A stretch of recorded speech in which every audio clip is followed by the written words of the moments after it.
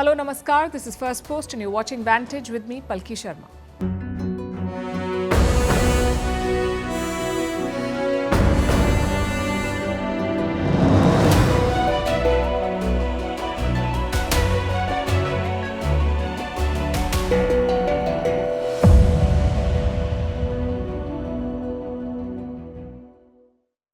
India has struck Pakistan.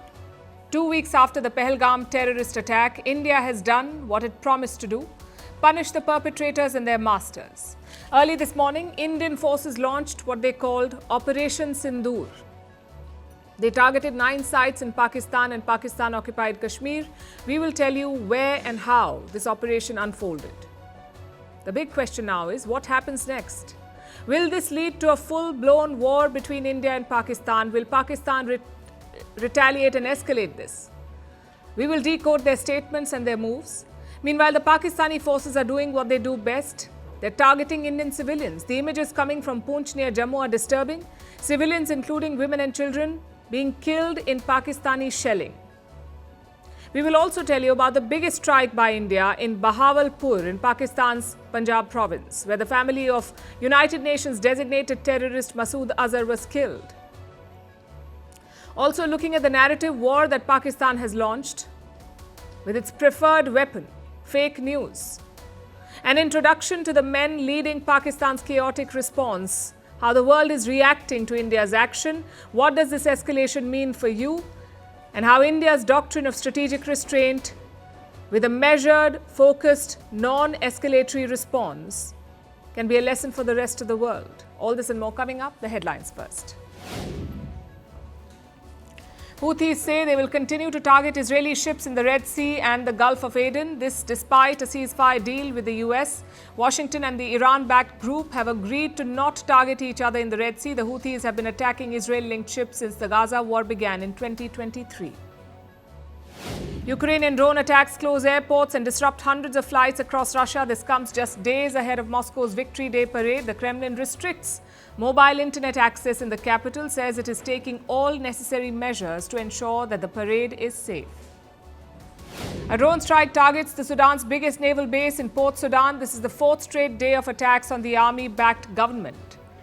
Yesterday, drones hit Port Sudan's power station and main port and the country's last functioning international airport. Sri Lanka's leftist government wins the local council election, but with significantly lower margins. This was the first test for President Anura Kumara Dissanayike's coalition, which swept the national polls last year. The president had turned the local election into a referendum on his 6-month administration.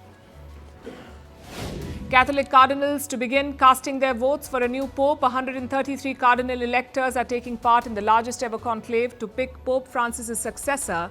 There is no clear frontrunner. The next pontiff will have to secure at least 89 votes. And Rohit Sharma announces retirement from Test cricket with immediate effect. The 38-year-old has been one of India's most prolific Test batters. He captained India to the World Test Championship final against Australia in 2023. Rohit Sharma is likely to remain as India's one-day international captain.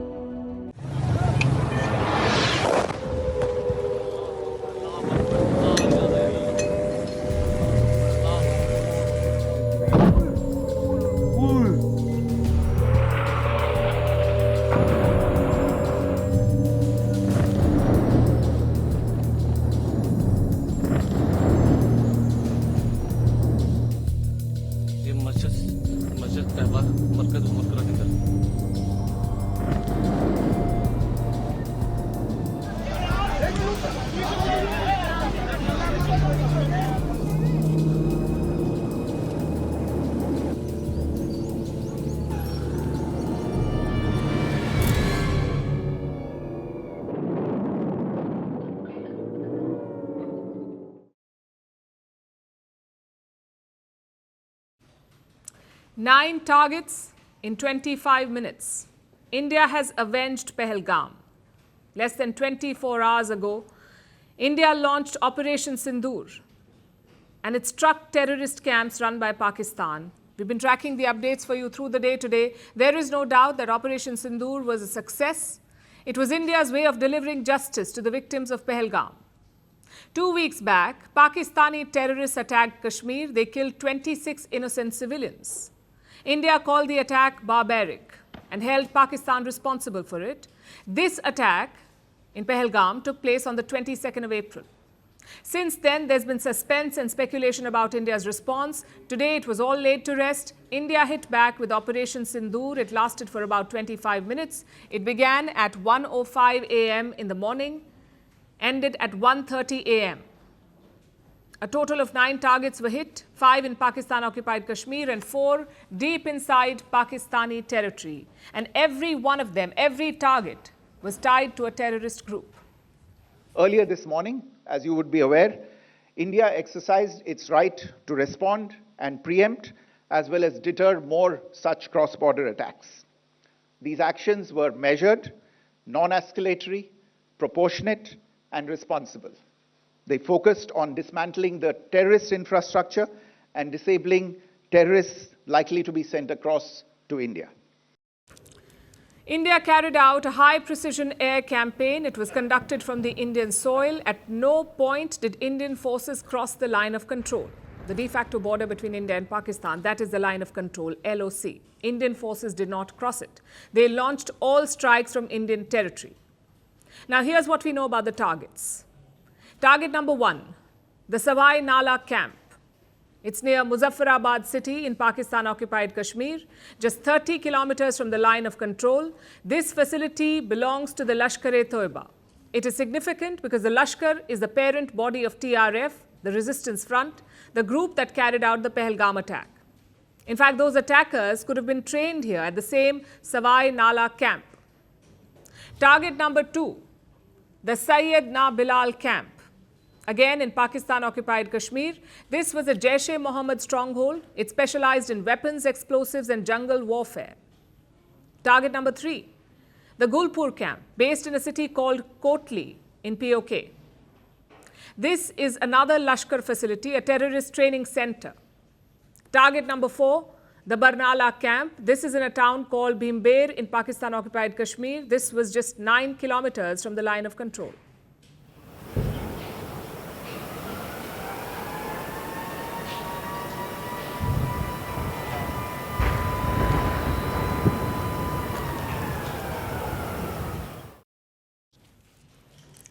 This served as a training camp. Here, terrorists were taught how to make IEDs, that's improvised explosive devices, IEDs. They were also trained in handling weapons and survival tactics. Target number 5, the Abbas camp. This too is a Lashkar facility in the city of Kotli in Pakistan-occupied Kashmir, just 13 kilometers from the line of control.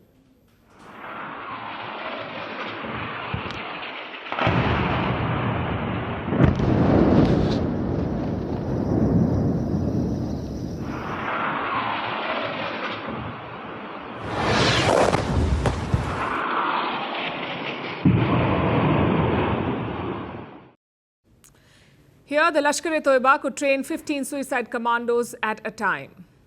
Target number 6, the Sarjal camp in Sialkot.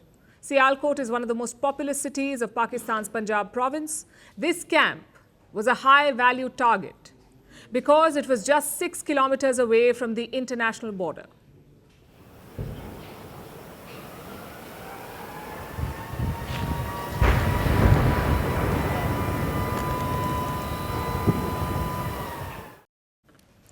Sarjal was a Jaish-e-Mohammed camp. Target number 7, the Mehmoona Joya camp, also in Sialkot. It's a large Hizbul Mujahideen base. They planned operations in Jammu. The 2016 attack in Pathankot was planned from here. Target number 8, Markaz Taiba in Pakistan's Punjab's Murid K city. Again, it's a high-value target.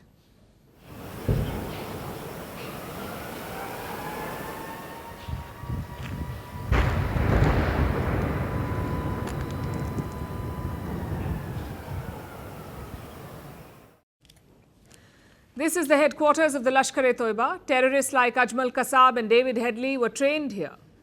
These were the men behind the 26/11 attacks in Mumbai in 2008. And finally, target number 9, Markaz Subhanallah in Bahawalpur, another city in Pakistan's Punjab province. This is the farthest target that India has hit in this operation. Bahawalpur is the operational center of Jaish-e-Mohammed. It lies nearly 100 kilometers from the border. It serves as a hub for indoctrination, training, and recruitment of suicide bombers. This was India's final target, also the biggest, and it caused significant damage. 10 members of Masood Azhar's family were killed in the Indian strikes. Masood Azhar is a UN-designated terrorist. Each strike by the Indian forces was precise, and each one was backed by hard evidence.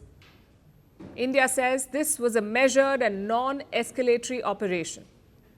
Those were the words that the Indian statement used, measured and non-escalatory. It wasn't a move to start a war, it was a move to send a message. It was deemed essential that the perpetrators and planners of the 22nd April attack be brought to justice. Despite a fortnight having passed since the attacks, there has been no demonstrable step from Pakistan to take action against the terrorist infrastructure on its territory or on territory under its control. Instead, all it has indulged in are denials and allegations. That was Foreign Secretary Vikram Misri. He held a press conference today along with 2 senior women officers of the armed forces, Colonel Sophia Qureshi of the Indian Army and Wing Commander Vyomika Singh of the Indian Air Force. Now this too is a powerful message. This press conference, a Kashmiri, that is Vikram Misri, and 2 women officers, including 1 Muslim officer and 1 Sikh, telling the world about India's response to Pakistani terror. The choice of speakers on India's behalf is also India's statement that all Indians stand united in this action against Pakistan. They walked through the entire operation, target by target, frame by frame. The Murid K town is home to Hafiz Saeed, the mastermind of the 26/11 Mumbai attacks, also the man behind the Pahalgam attack, because he leads the Lashkar-e-Toiba, which is the parent outfit of the TRF, the Resistance Front. In fact, Foreign Secretary Vikram Misri confirmed during this press statement, yes, India has raised this before the United Nations. Pakistan tried to suppress references to the TRF on multiple occasions, and now India says that those links have been proven. Our intelligence has developed an accurate picture of the planners and backers of this team. The features of this attack also tie in with Pakistan's long track record of perpetrating cross-border terrorism in India, which is well documented and beyond question. Pakistan also has a well-deserved reputation as a haven for terrorists from around the world, with internationally proscribed terrorists enjoying impunity there. And this morning's strikes were the answer. But the operation was not the only story today. It's also about the fallout, the narrative war, Pakistan responding with fury, Prime Minister Shehbaz Sharif calling the strikes an act of war, and the warnings of retaliation. Meanwhile, the situation on the border remains tense. Indian and Pakistani forces have exchanged heavy fire because Pakistan continues to violate the ceasefire, especially in the Poonch sector. This is in Jammu. More than 10 civilians have died here on the Indian side. They were victims of Pakistan's firing and shelling on the border. Many more have been injured. Locals along the LOC are being moved to safer regions. They have been forced to take refuge inside underground bunkers. India is reinforcing its defenses. The country remains on alert. But one message stands out from Vikram Misri's briefing this afternoon. He said that India's response was not just military, it was also strategic. Operation Sindoor was not about escalation, it was about accountability. Pakistan must answer for harboring terrorists who killed innocents without provocation. India is making sure of that.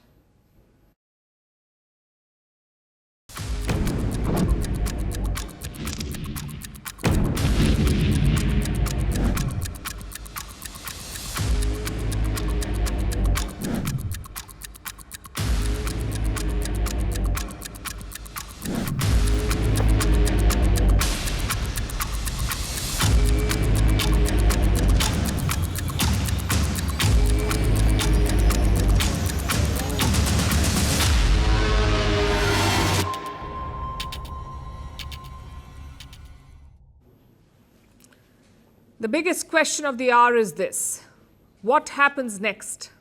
Will this turn into a full-blown war? Will Pakistan escalate the situation? Will it hit back? And if it does, what will be the shape and scope of its response? Through the day today, we've seen a lot of statements, we've seen a lot of hints from the other side, and we've been tracking every word closely. There's some contradiction and confusion, but they've not taken a clear off-ramp.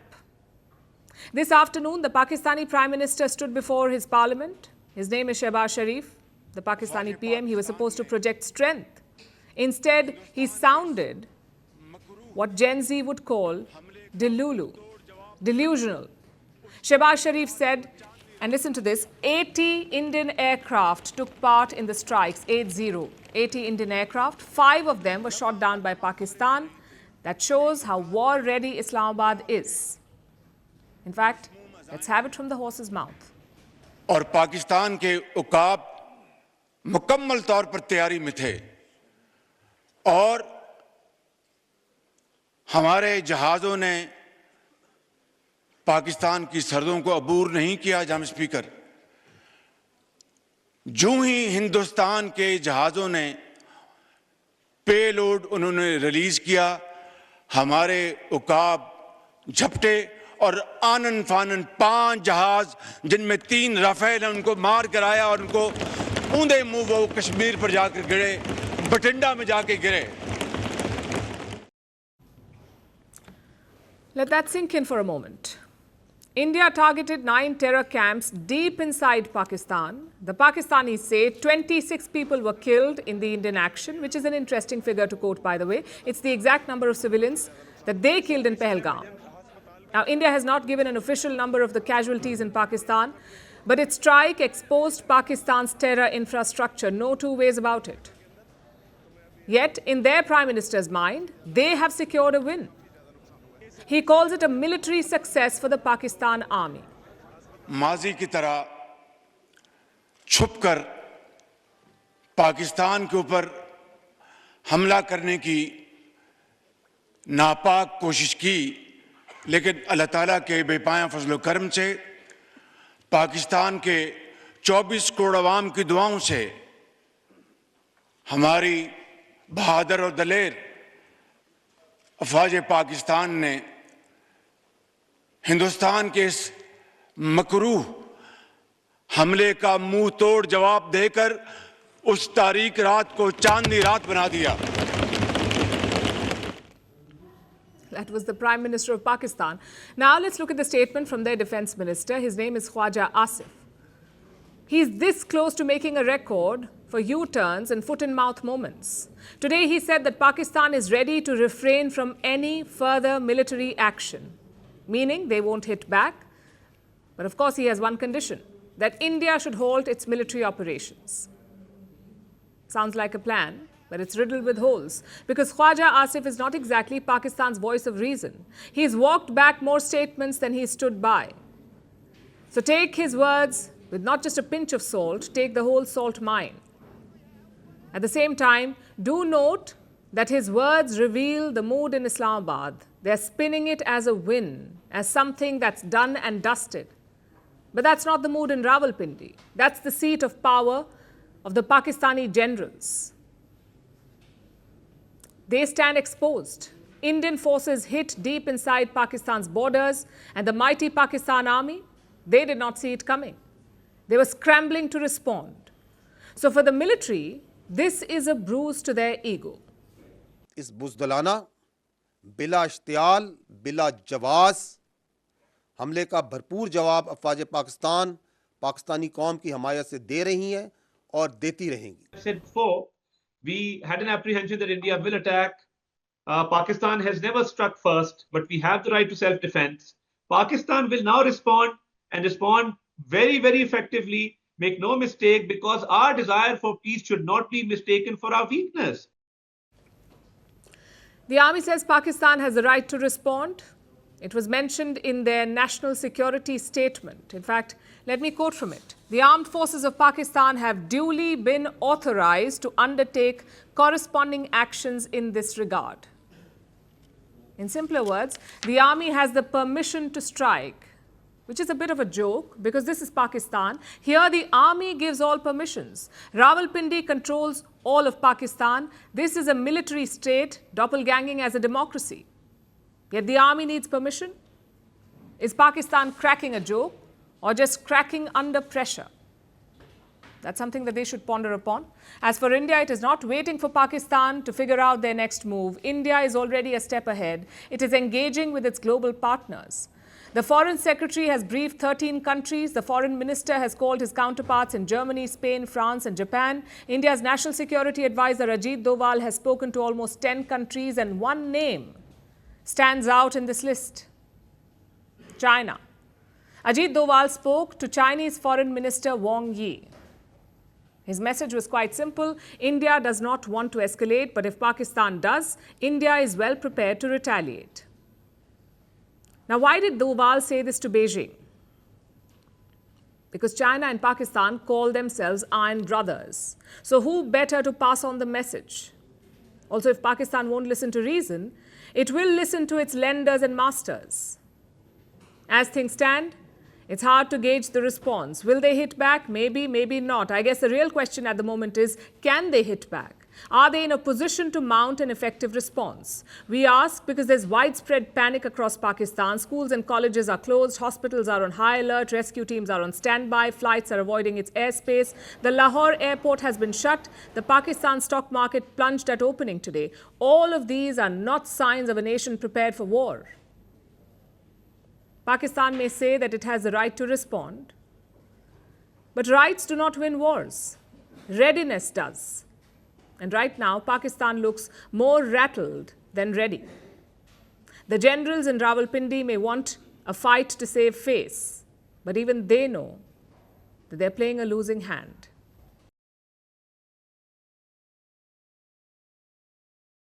India's Operation Sindoor was against terror camps in Pakistan. Islamabad says it will respond to what? That is the question. Because India does not harbor terrorists. So who is Pakistan planning to attack? If you're thinking the Indian military, you are wrong, I'm afraid. Pakistan is doing what it does best. It is attacking innocent civilians again. They have again violated the ceasefire agreement for the 13th consecutive day today.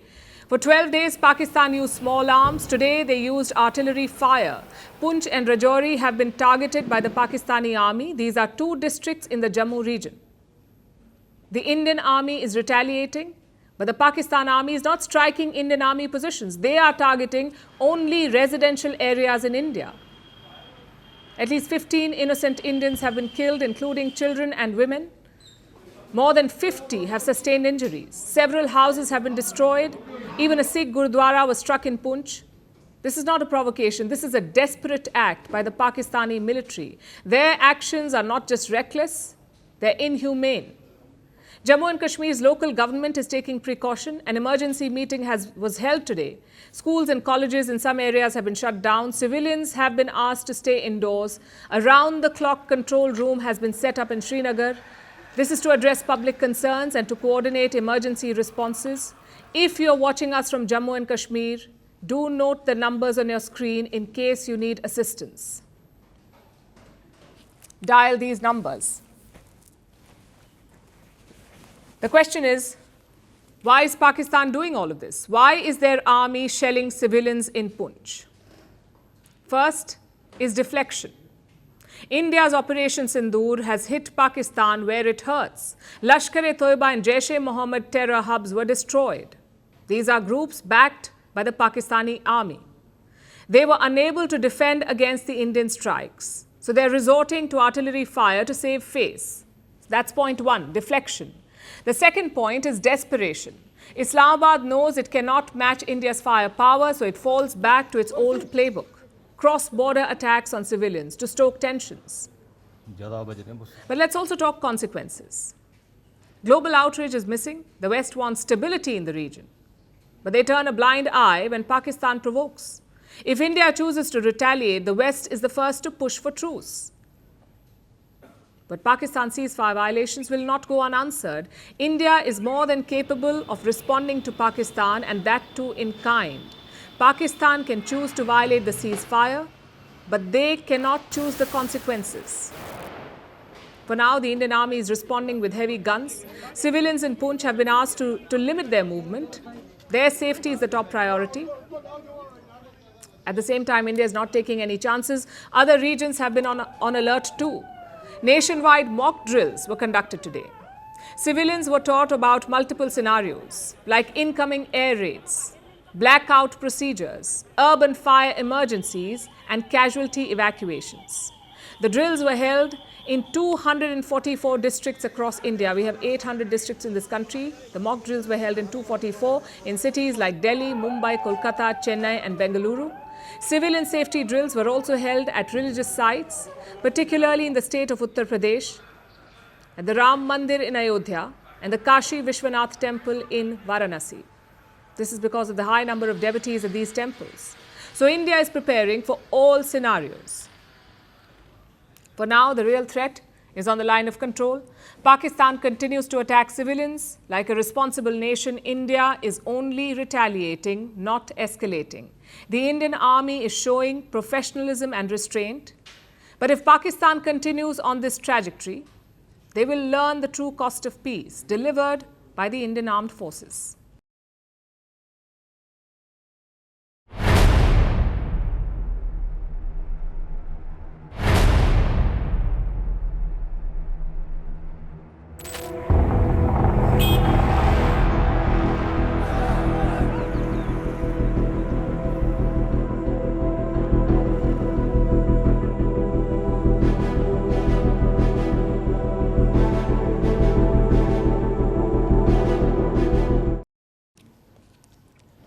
Let's focus on India's strike on Bahawalpur, a city in Pakistan's Punjab province, about 400 kilometers away from Lahore.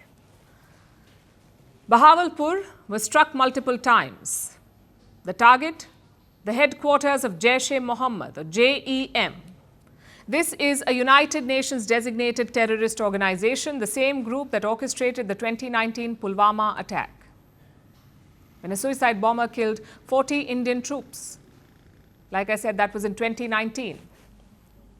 So why was Bahawalpur struck this time? Because India wanted to send a message that terrorists inside Pakistan were no longer safe.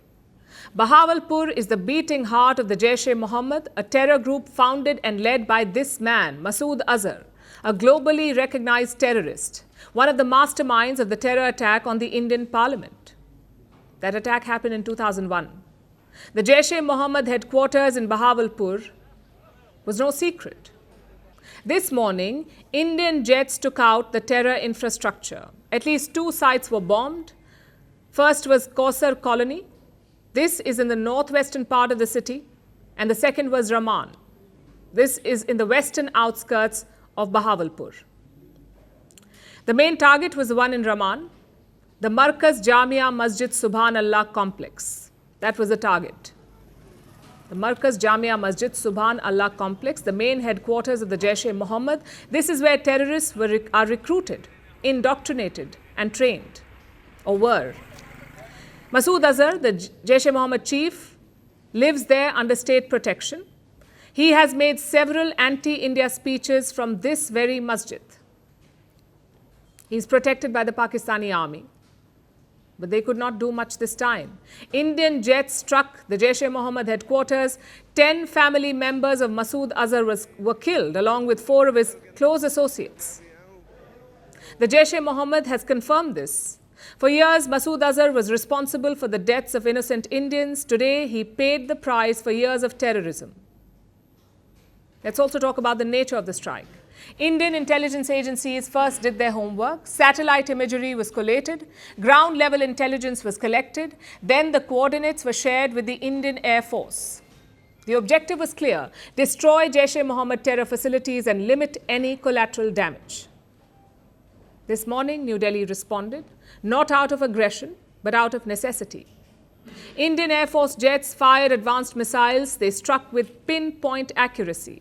The Jaish-e-Mohammed headquarters were destroyed. Before and after visuals reveal the intensity of the Indian strike. Have a look.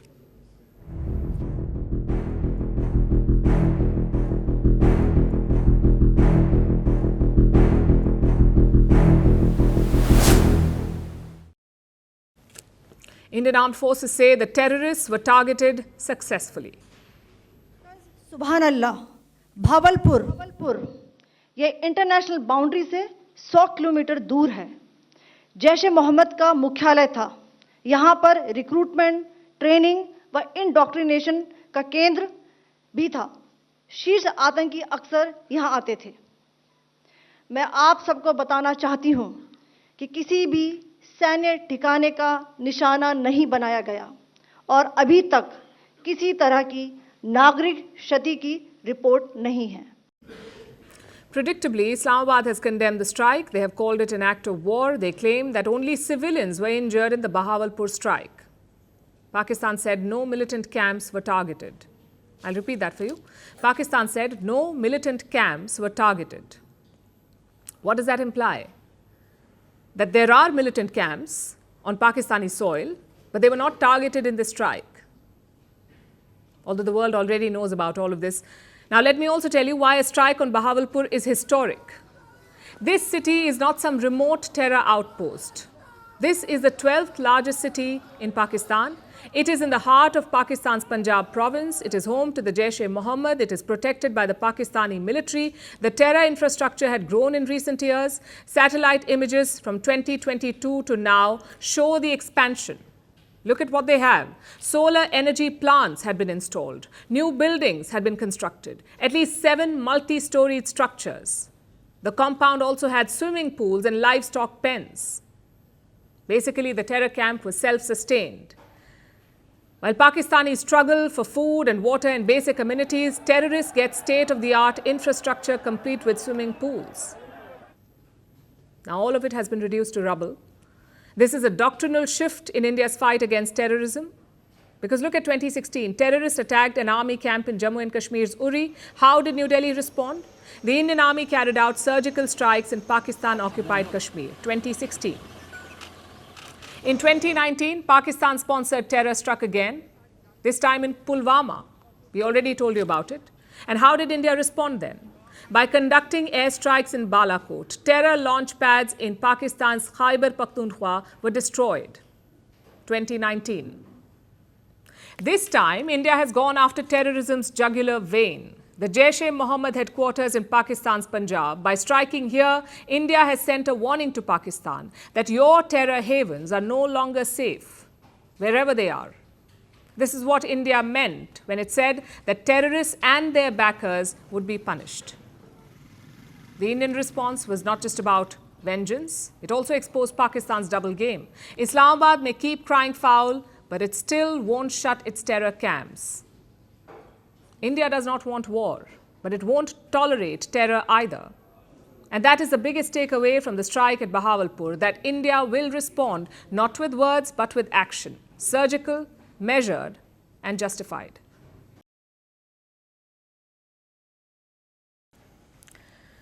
Today's wars are different. You don't just fight on land, air, and water. You also fight online. You don't just fight soldiers and aircraft. You also fight fake news. And this conflict is no different. Pakistan is waging a war on social media. They're flooding platforms with fake news and biased narratives. Their goal? To demoralize Indian forces, to sow doubt in the minds of Indians. Tonight, we'll expose this Pakistani campaign. Let's start with pictures shared by pro-Pakistani handles. All of them show a crashed fighter jet. They claim it's an Indian Rafale. The fact is, this picture is from 2021. It shows a MiG-21 jet that crashed in India's Punjab. No dogfight, no Pakistani hand. Here's another picture of a supposed Rafale on fire. Pakistani handles say it was shot down near Bahawalpur. Again, this is fake. This picture is from September 2024. It shows a MiG fighter jet crashed in Rajasthan. And these are not just posted by random handles. Pakistani media is actively amplifying it. Let me show you a report from GeoTV. It claims that India's brigade headquarters were targeted. Videos also show a building on fire. Again, absolutely false. No Indian brigade headquarters was attacked. Let me also show you another example. This is a video that shows a raging inferno. And what is the claim? That it shows an attack on Srinagar Air Base. Once again, this is fake. This video dates back to 2024. It shows sectarian violence in Khyber Pakhtunkhwa in Pakistan. How about that? Pakistan is passing off its own violence as an attack on India. And finally, one more video that we have for you. This one is being called a Pakistani missile strike on India. It shows a raging fire and plumes of smoke. A raging fire and plumes of smoke. Just one problem though. This wasn't a missile strike on India. This is from the Beirut explosion of 2020. And these are just some examples that we've put together. You've got hundreds of Pakistani propaganda handles, all of them peddling fake news. Even more dangerous are the biased accounts, accounts that know the truth but still hide it or twist it. Like this CGTN post. This is Chinese state media, CGTN. It is supposedly showing a downed Indian jet. But the video is old. The same one was peddled by Pakistani accounts last month as well. Back then, it was supposed to be the line of control. Now it is a crash Rafale. All these efforts make one thing clear. Pakistan is weaponizing social media. Their goal is to build a narrative that suits them, a narrative that differs from the truth. Let me explain this. The truth is that India struck 9 terror camps in Pakistan. It pierced through Pakistan's air defenses. But the fake narrative? That Indian jets were down, that Indian brigade headquarters were attacked, and that the Srinagar air base was destroyed. It's like creating a whole new reality, one that paints Pakistan as the victor. The question is, how can India tackle this? For starters, call them out. The Indian embassy in China is doing that. They have openly called out the Global Times. The Global Times is another Chinese mouthpiece. It claimed that Pakistan shot down Indian jets. But the Indian embassy has fact-checked them. That's one thing that India can do. Secondly, do more to spread your evidence, your side of the story. India has released radar images of its strikes on Pakistan. But releasing alone is not enough. Amplify them, share them widely, maybe even edit them for effect. You've seen the Israelis do it all the time. They turn their mission videos into a spectacle. Perhaps it's not the traditional way of doing it, but these are also not traditional times. You have an enemy who is bending the truth. You have a platform that allows itself to be bent. So every player must adapt. India must turn its battlefield victory into a digital victory. Unfortunately, that is the world that we live in. It's not enough to visit Disneyland. It's important to post a picture from there. India seems to have realized this in recent years. Our digital strategy has improved compared to 2016 and 2019. The key is to keep building on that.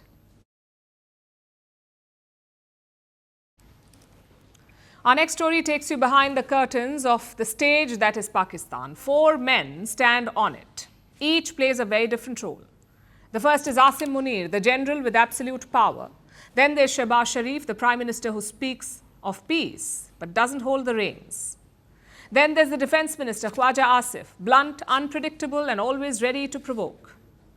And finally, the government spin doctor, Ataullah Tarar, carefully crafting the narrative that the army wants the world to hear.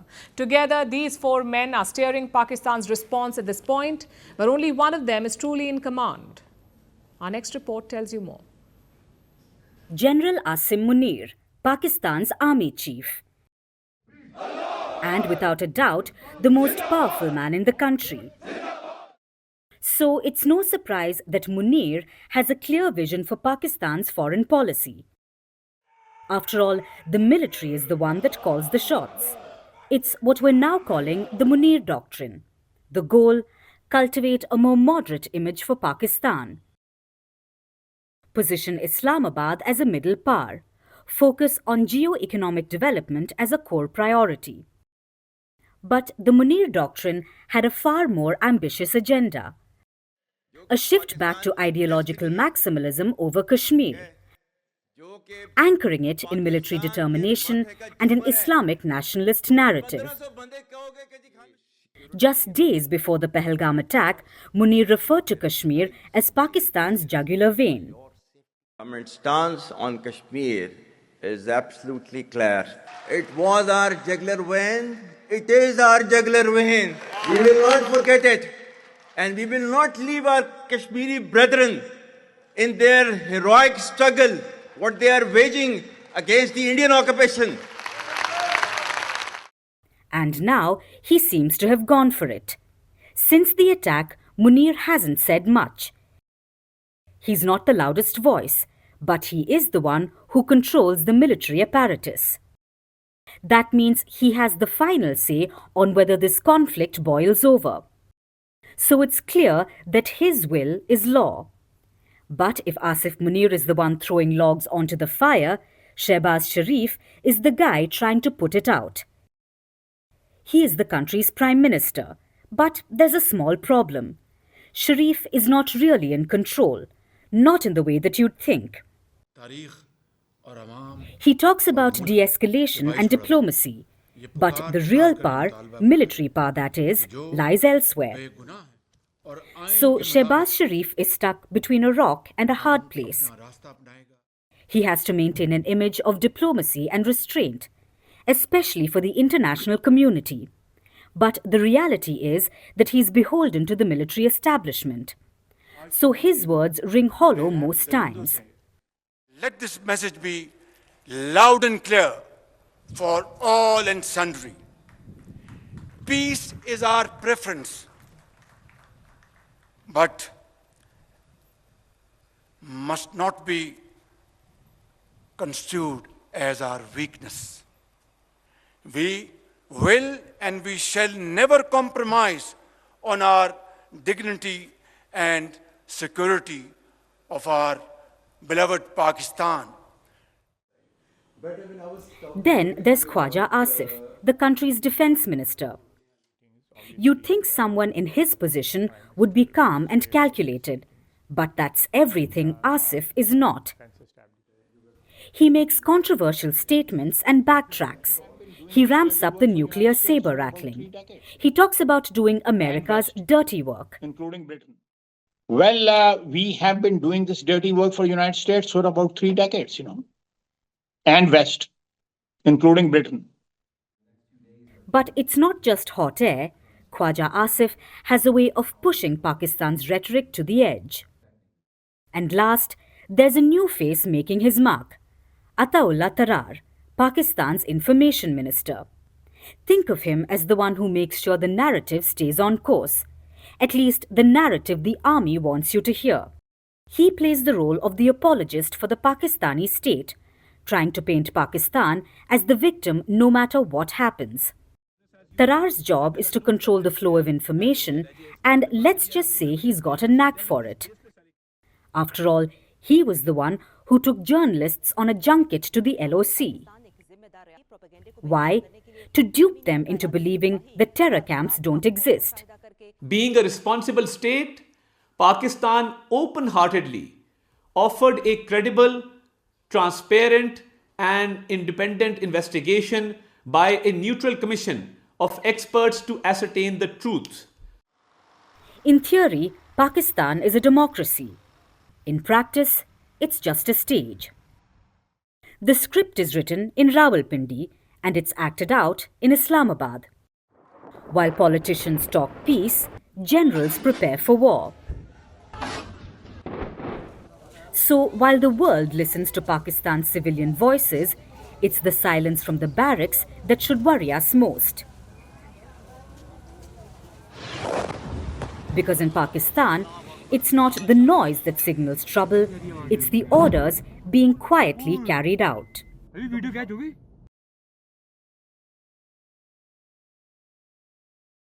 What happens when tensions escalate between two nuclear neighbors? Understandably, the anxiety spreads, world reactions begin pouring in, major powers advise caution, and rightly so. But sometimes this manifests in problematic ways, punctuated by lecturing, hypocrisy, and double standards. And this is exactly what India is witnessing today. The world is reacting on predictable lines in the aftermath of Operation Sindoor.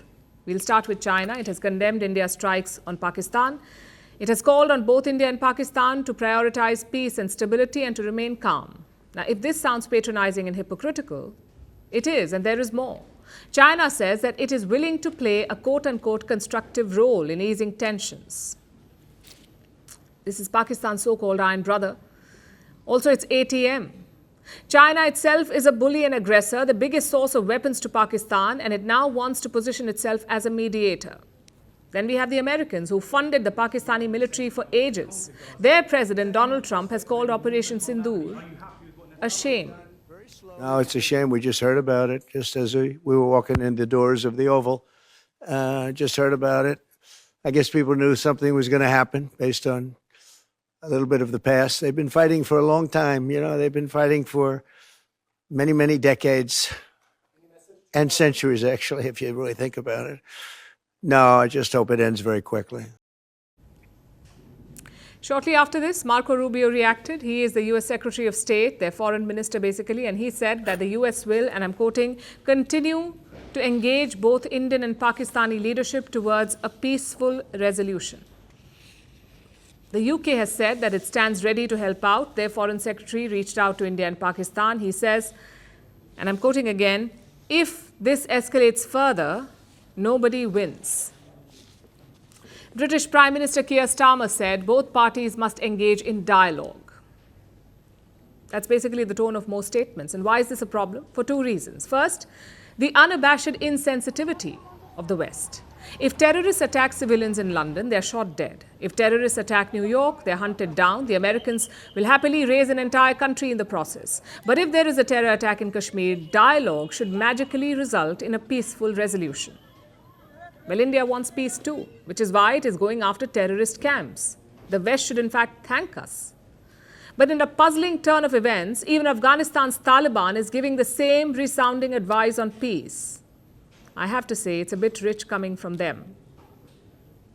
Now to the second issue with these statements. They put the onus of peace equally on India and Pakistan, which is a flawed approach, because one is an aggressor and promoter of terrorism. The other is reacting to a provocation and dismantling terror camps. Yet, some world powers fail to see this. Germany says, and I'm quoting, responsible action is urgently needed from both countries. France understands India's desire to protect itself, but obviously calls on both India and Pakistan to exercise restraint. Same with the UAE. And some parties have even flipped the script, like Turkey. They have called on both parties to act with quote-unquote common sense. The UN Secretary General, Antonio Guterres, is concerned about the Indian military operations in Pakistan. He says, and I'm quoting, that the world cannot afford a military confrontation between India and Pakistan. Well, that may be true. We are all concerned, in fact. But we are also clear-eyed.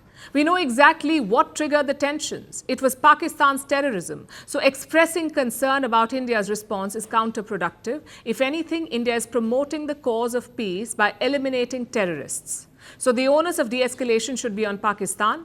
Thankfully, India also has strong partners who do not shy away from calling out Pakistani terrorism. Israel, for one, has called Operation Sindoor an act of self-defense by India.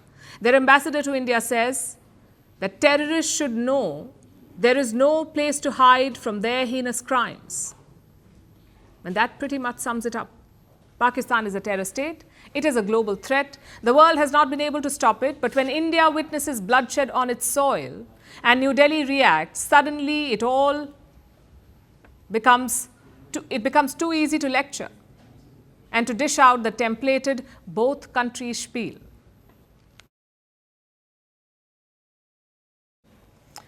After India stood up to the terror state, it has also boldly braved what came next.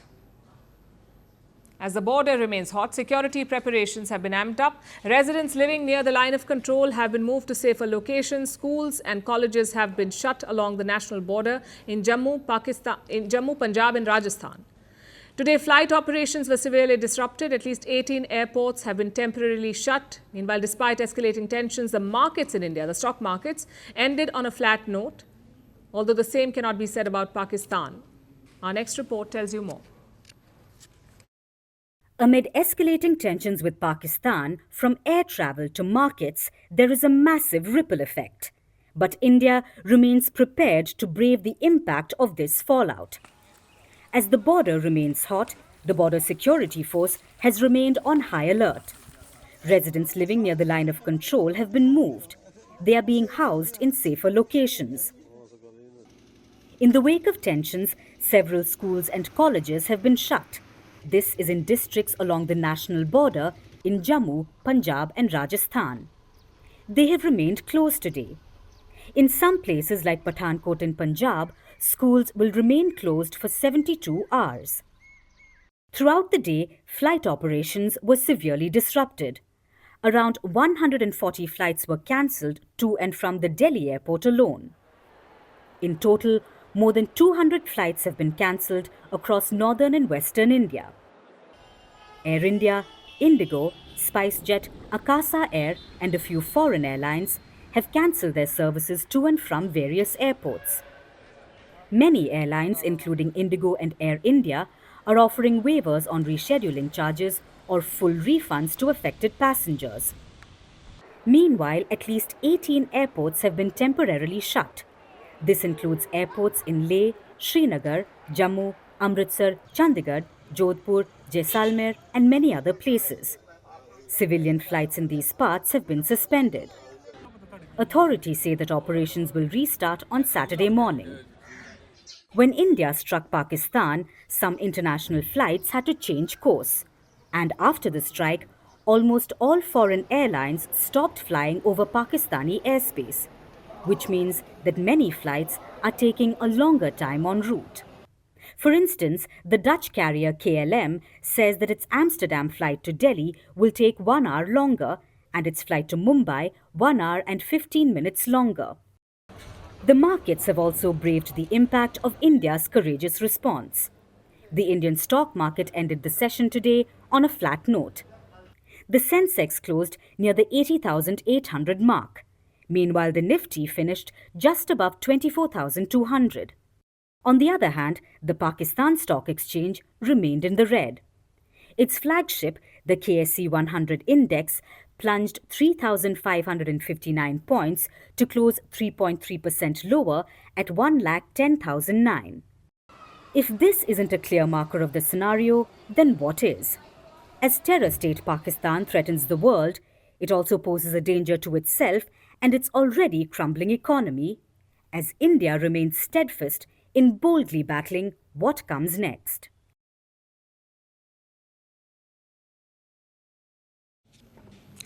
We've talked about the operation, we've talked about the aftermath, but what's the big picture? What does today's strike tell us about India's policy?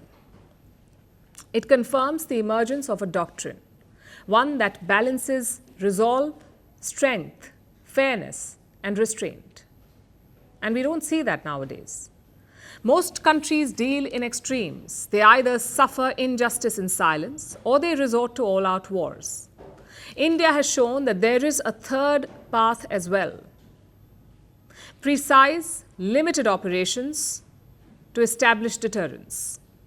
We saw that right from the start. India's first statement called it a focused, measured and non-escalatory response. Later, the Foreign Secretary repeated it. So did the defense officials.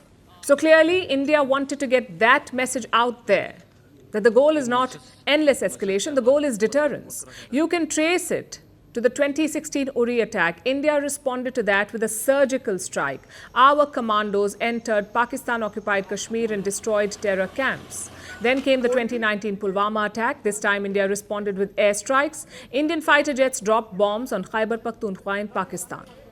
Finally, the Pahalgam attack, after which India gave its toughest response yet. Now, if you put this together, what do you see? A clear trend or doctrine. If Pakistan carries out terror attacks, there will be a reprisal. It could be a surgical strike, it could be an airstrike, or it could be an operation like today. That is the first part of India's emerging policy. You can be guaranteed of a response. No more free passes. That's part one. Part two. The scale of the attack is expanding. Balakot was bigger than Uri. Today was bigger than Balakot. So India's decision is to keep raising the stakes. Not all at once, but step by step. Now, this is not a sign of military weakness. This is a sign of maturity.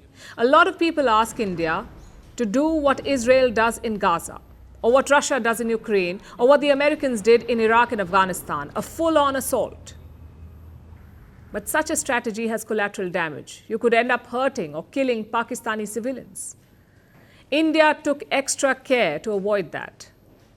The strike on the terror camps were undertaken through precision capability, as shown to you. A niche technology weapons with careful selection of warheads was ensured so that there will be no collateral damage. So India takes its responsibilities very seriously, especially towards civilians. Clearly, there is strategic forethought. New Delhi does not use the same policy for everyone because everyone is different. You can't treat Pakistan and China the same way, or Bangladesh and Pakistan the same way, or the Maldives and Sri Lanka the same way. Each scenario requires a different approach. In this case, Pakistan is a nuclear power. It is armed with lethal American and Chinese weapons. Yes, India would still win the war, but the cost would be significantly high. These factors appear to have influenced India. The need to protect civilians and the potential cost of an all-out war. And in the end, the right call was taken. Because today's attack was a demonstration of India's intent and power. We showed we can pierce Pakistan's air defense. We showed we can hit their terror camps with ease. But we also showed restraint. It's a lesson for every country out there. You don't need to wipe out cities to send a message. Sometimes you need balance. Of course, there's a flip side here too. Critics would say that Uri did not prevent Pulwama and Balakot did not prevent Pahalgam. So will today's strikes prevent another attack? The fact is, we don't know. These strikes were a lot deadlier than the previous operations. So maybe the deterrence will last longer. Regardless of that, India's campaign should continue, whether it's to sweep out terror camps from Kashmir or to weaken Pakistan's economy or to isolate Pakistan on the global stage. India has shown that a hybrid, responsible policy is possible. In fact, Prime Minister Modi has championed it. He famously told Russia that this is not an era for war. And today's operation basically proved it. You don't need a war to punish and deter your enemies. The world should take note. And now it's time for Vantage shots, images that tell the story. New Delhi switches off its lights for a nationwide mock blackout drill. In Punjab, authorities recreate a wartime scenario during a mock drill, and schools across the country take part in drills to test civil readiness. Also taking you back in history, on this day in 1974, India was preparing for its first nuclear test under extreme secrecy. Preparations began in Rajasthan's Pokhran. The heightened activity in the region caught the eye of Pakistan's ISI. The test, codenamed Smiling Buddha, was finally concluded on the 18th of May, marking India's entry into the nuclear club. We are leaving you on that note. Thank you for watching. We'll see you tomorrow.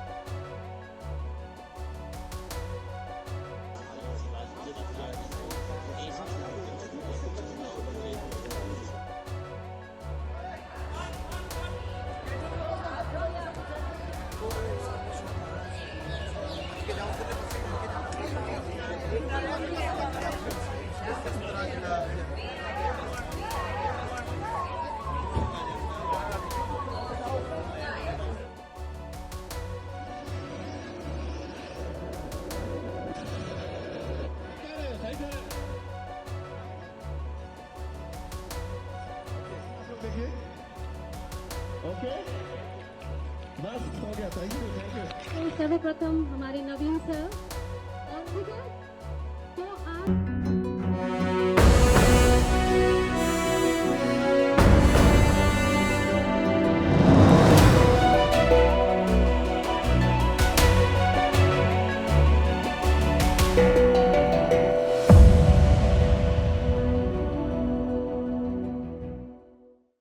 India struck Pakistan. These were precision airstrikes targeting 9 sites in Pakistan and Pakistan-occupied Kashmir.